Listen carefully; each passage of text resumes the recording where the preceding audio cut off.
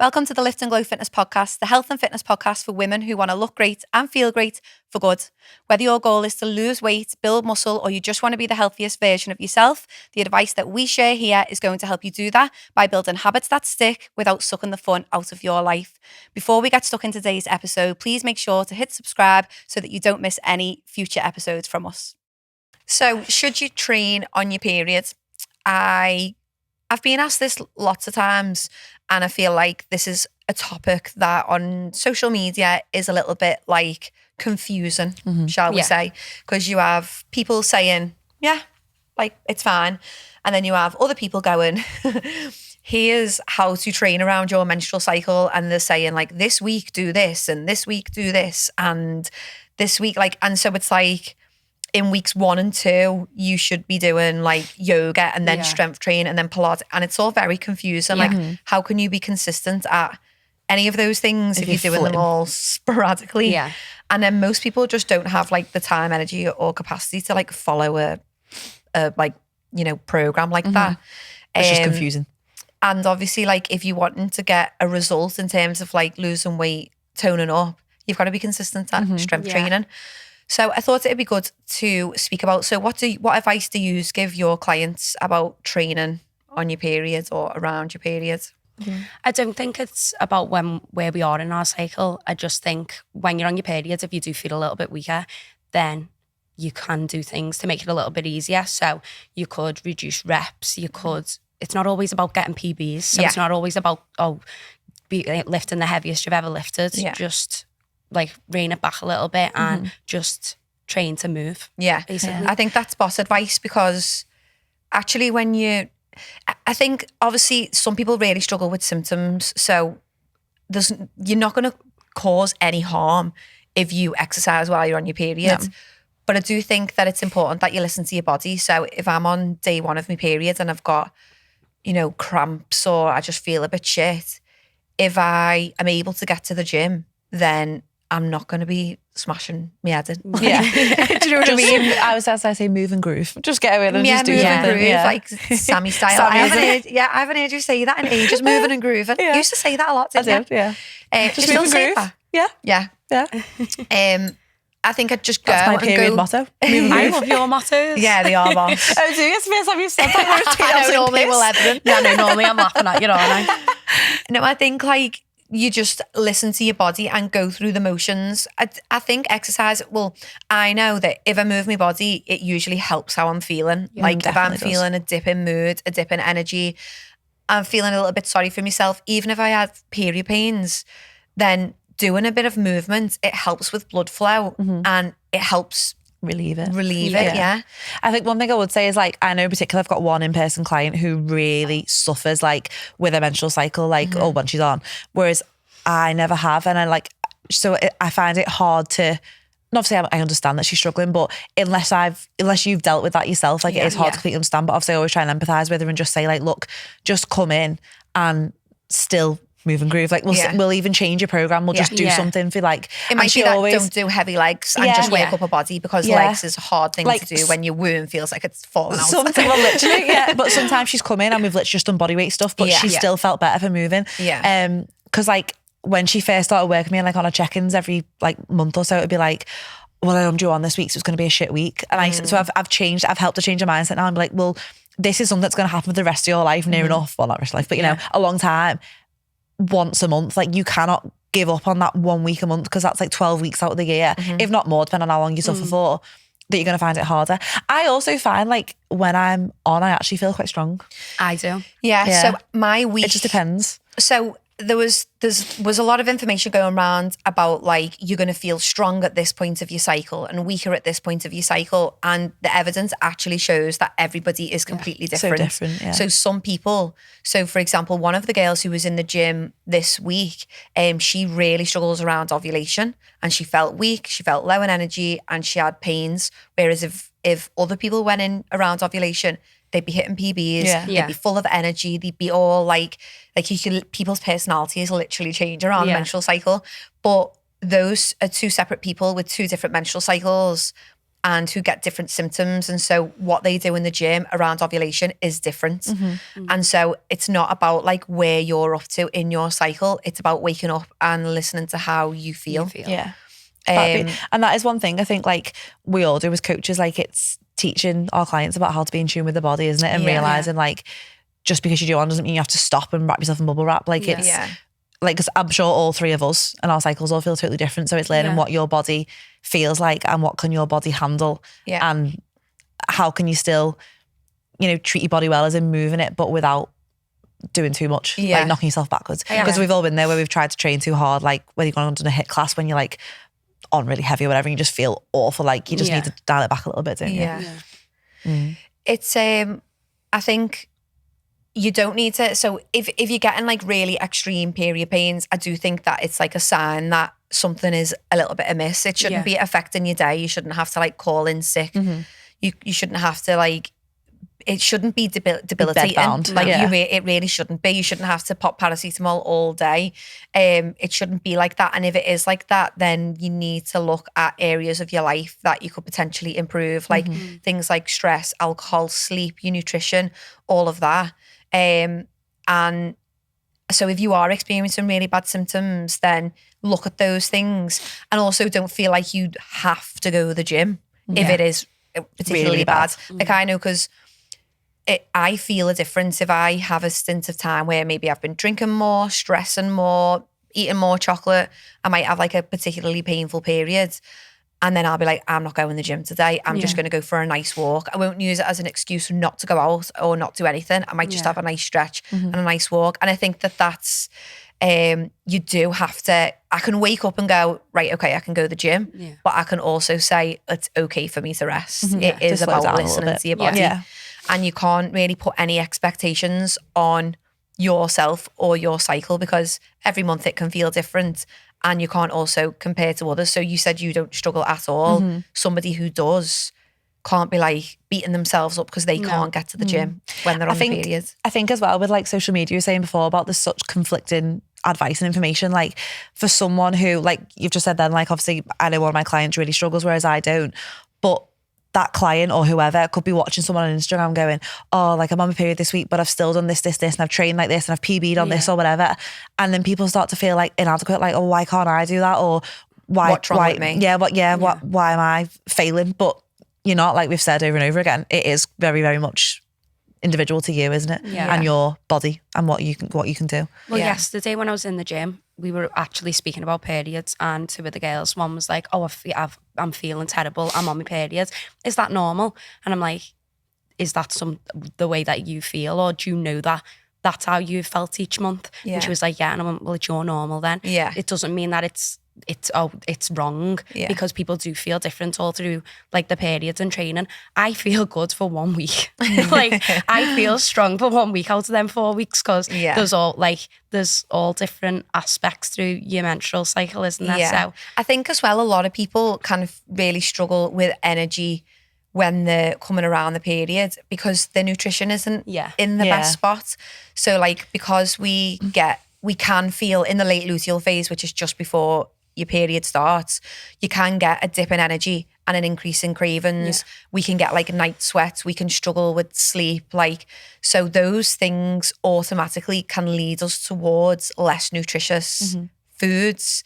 And so it's not just the fact that you are coming on your period. It could be the fact that you're not properly fueled for what you're trying to make your body do, because it all works like synergistically, doesn't it? Like if you sleep shit, your nutrition shit, your training shit, and it all like goes a domino to shit. effect, isn't it? And so like, it's not necessarily that there's anything wrong with you, but is there anything that you could do to maybe like mitigate that in a way? So I really, when I'm due on, I'm like, I don't want to feed myself normal meals. Like I know other people feel like this, because I've got clients like, I'm just like, I can't be arsed with breakfast, because I just can't be arsed. You don't want to cook and face something. And then so I'll just pick, or I'll just have a piece of toast, and then I'm like, oh, now I'll have some sugar, and then I'm not fueling myself properly, which leads me to feel shitter, and then I don't do well in the gym, and I don't do well at work, and then my mood's up, everything's chaos. Whereas if I like push through that feeling of not wanting to eat,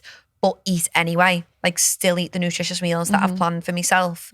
So like even today, like I was like, oh, I just don't want to have this meal, but I was made it like nice. I had a baked potato with cheese. I had that yesterday. Chicken So sausages in the beans. Nice. Yeah. Did you have it? I had it yesterday. Why Yeah. have I never thought of doing that before? just- And It's when the I best when I feeling. saw your story, I was like, that is genius. It was I'm like so a gonna try school that. dinner, and because like I'm due on in the next couple of days, I'm like, that was Yeah. Hit the what spot. I It was needed. gorgeous. Like just like something hearty and like Wholesome. wholesome. But I've like, even though it didn't really feel like anything nutritious, like it's just making sure that you're still forcing yourself to get the right fuel in. It's like what we always say, isn't it? It's not all about what you want, it's or what your fancy. body needs. Yeah. Like, Yeah. and even though you don't really want to cook that meal, you were so grateful and you really enjoyed it and your body was thankful that you had it afterwards, kind of thing. Yeah. So when I look at someone's food diary and they're like, oh, I'm due on this week and I really struggled with food, I just didn't fancy the meals that I've planned for myself, or I just didn't feel like the meals that I've planned myself. That always comes up. Yeah. And my response is always, we don't do things because we fancy it or because we feel like it. Yeah. And if we did, we wouldn't get anywhere. No. Because you don't fancy going to the gym all the time. You don't feel like Or going. getting a shower or brushing your teeth or shit like that. Cleaning your house, Yeah. you know, like folding the washing, pairing the socks, Yeah. all the adult and Find that shit, loose sock. all the adult and stuff that you need to do all the time. Like taking care of your health is the same. You have to do it even though you don't feel like doing it. So this is something that I've like had to train myself because I've really struggled with my periods, like mental health dipping and all of that. And it's like, this isn't about what you feel like doing because you're not in the best space to make the best decisions for yourself. So just do what logical Hayley planned, which was this meal. So eat it. Like, Suck it up and get it done. Yeah, don't just eat toast or don't just eat a crumpet. Eat the meal that you have in the fridge for now. Yeah. And then that actually does help with your symptoms. Yeah. You'll find that like if you make better nutrition choices on the days that you're struggling, your symptoms feel better, Yeah. your energy is better, your cravings are better, and you might experience less pains and stuff like that because you're eating less sugar. And so it's not about like whether you should or shouldn't.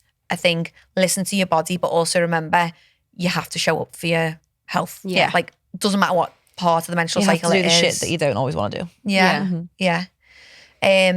What do we say to people who are struggling with like sugar cravings and stuff around the periods? Because that is something that comes up a lot. Yeah. I always say like, don't resist it, because if you resist it completely, it's gonna, like if you ignore your craving Monday to Friday, come Saturday, you're gonna be headfirst in 5 share bags. Yeah. Do you know what I mean? Feed your cravings, don't fight them. Yeah, and I always say to people as well, like if you feel like that craving that is eating away at you all day, so say if you get to like 8 o'clock at night on the sofa and you just really want that dairy milk bar or that Freddo or whatever, and it means going over your calories by 100, like it's fine. Like you're still going to be in a deficit. You've just shortened your deficit a little bit, and it's not like you're going over it consistently for 7 days of the week. It's just a little bit here and there, and if that's what you need to get yourself through those couple of days, because you tend to only have those cravings 2 to 3 days, most people. Like allow yourself to go over your calories a little bit more just to hit that craving. Well, you can do And that. then, yeah. You can. You'd still be in a deficit. Yeah. When I speak to the girls, if they're on the periods, I go, allow yourself to have maybe 100 calories extra just for it if you need it. Yeah. If Yeah. you do have a little craving or something, because it doesn't harm. Well, your metabolic rate's slightly higher. So it Yeah. makes it, So like obviously it takes energy. It takes more energy for you to shed the lining Get of your ready, womb. You yeah. know, there's stuff going on. There's muscles working to get the lining out. Yeah. So your metabolic rate does slightly increase. It doesn't increase by loads. Like the hunger is like 500 calories or 600 calories, but you get like 1 to 200. Yeah. So I say exactly the same. You know what? If you need to eat more on those days, because like you said, it's never normally. If it's 2 weeks, you something's up. You know what I mean? You're not managing your hunger in other ways. If it is 2 weeks every single month, and maybe we need to look at meals and portion sizes and food volume and stuff for that. But it's normally like 2-3 days. Maybe it's a little bit more for some people, but it's making sure that like, if you are feeling that genuine hunger, you allow a little bit more, but it's done in a managed way. So you don't just replace your meals with chocolate. You have your meals anyway. Like I always say to everyone, you really want chocolate, then have your normal meals. And if you're still feeling like it, have it. And if it makes you go over, it's not an issue because your metabolic rate's higher. Yeah. And if you are like struggling with intense hunger, go to maintenance. Yeah. If you go to maintenance for 3 or 4 days out of 30, you're still overall in a calorie deficit. Yeah. You're still going to lose fat. It's like treating yourself like a child, isn't it? Like when you were little, like if you want your dessert, you've got to eat your dinner. Like just treat yourself like that. Like make sure you have your planned nutritious meal, and then be like, right, I can have me treat whatever it is now. I can have me little, I call it like a little bowl of dreams. So like, that's why I put like another one. Sammyism number 10. Like I'll put me a little bit of proper corn in it, and then I'll put some Maltesers in it, and I'll just put a mixture of stuff. But I feel like that little bowl of dreams like lasts me for quite a while, but it hits me cravings as well. There's even things like me and Fran do like baked oats. So we'll make baked oats and put chocolate in the middle. Now we're not eating as much chocolate as we would if we ate a full bar of chocolate. Yeah. But it's like a nice sweet, like, and it fills you up more than what just like a dessert. Didn't you put Snickers in there once? Yes. Oh my God, that sounds heaven. Whole Snickers right in the middle, and then it all just melts and like. Oh my God, that sounds amazing. I used to just eat it like as it was, but Fran now mixes it all up. And it's just like I still need to make baked. I've made them since lockdown, but I need to make them. Yeah, it's love a baked oats. It's just like treats. It's like cake for breakfast. It is like cake, but I don't ever have it for breakfast. We have it as like a dessert. As a snack. Yeah. It's a good idea that. Yeah, it's nice. And like, so say if you also want if you want chocolate and you're feeling hungry, why not have like a yogurt bowl and put chocolate in it. I love doing that, or like put honey and chocolate in, so you're getting that like sweetness. And you're getting some nutrients. And it's actually going to fill you. I want a good yogurt bowl now with honey and chocolate. I really want chocolate. I bought some yesterday, so I'm going to have that when I get home. What chocolate?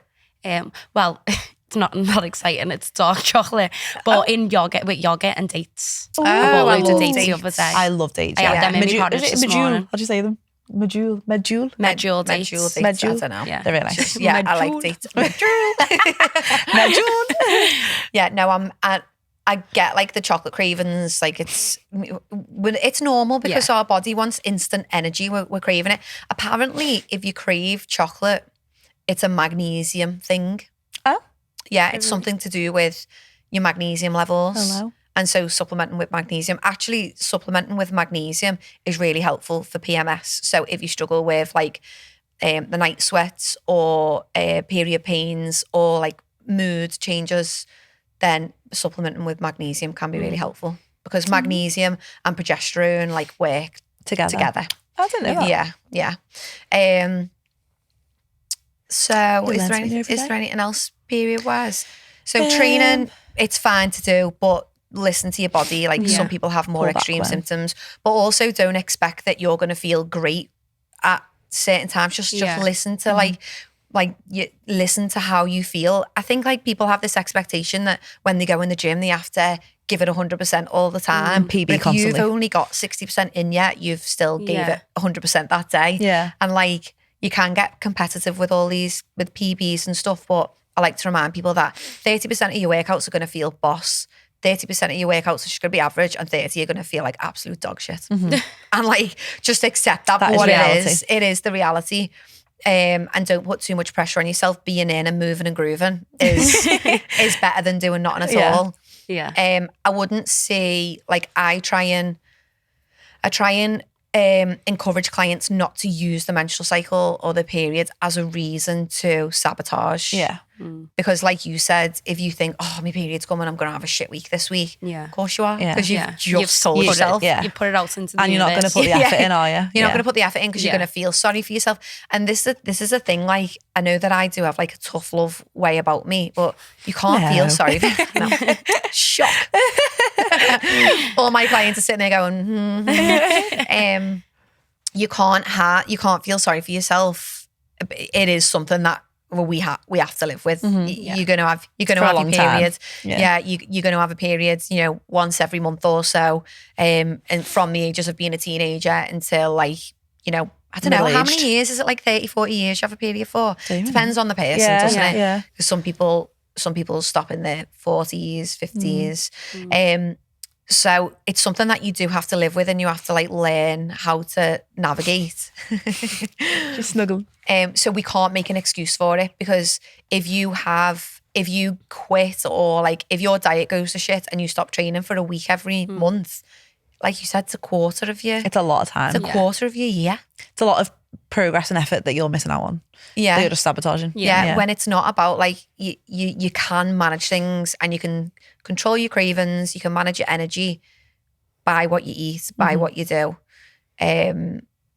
So yeah, don't let it hold you back. Ruin everything. Yeah. And don't let it like dictate your life either. Like, I know you can get You're sucked in control into, of it. Yeah. It's not in control of you. Yeah. Like I had a client not that long ago saying, like, she really, really struggles in the second half of a menstrual cycle. And like, because that's in her psyche, it's like she's in that and she's like battling it rather than just being like I just got to deal with each day as it comes. It is what it is. Let's just crack on. Yeah. Is there anything else that clients mention about the menstrual cycle?